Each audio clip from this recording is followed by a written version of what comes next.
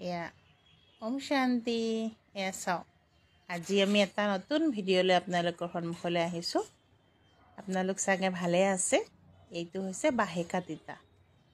আমি বাহেকা তিতা বুলি কওঁ আৰু এইটো অনা গৈছে তুৰাৰ পৰা। এয়া দেখিছে, এপাহ এপাহকৈ আমি বাহেকা তিতাটো পাহিটো খুলি লৈছোঁ তিতা ফুলটোৰ পৰা। তাৰপাছত আমি যেতিয়া ফুলটোৰ পৰা পাহিটো খুলি ল'ম, আমি ইয়াৰ পিটিকা বনাম বুলি ভাবিছোঁ আজি। এইখিনি হৈছে, আমি খোলা হৈ গ'ল। কেৰাহী এটাত আমি অলপ পানী বঢ়াই দিছোঁ।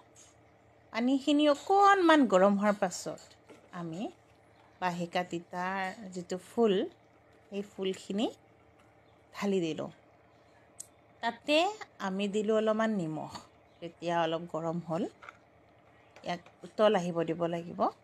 উতল অহাৰ পাছত আমি এই বাহেকা তিতাটো পানীটো চেপি ল'ম ধুনীয়াকৈ। চেপি লৈ পিটিকা খাম, যিহেতুকে চব্জিও খাব পাৰে আলুৰ লগত।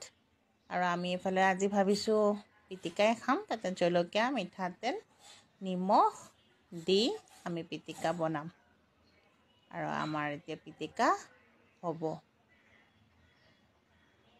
চাওক, দেখিছে, পিটিকা হৈ গ'ল।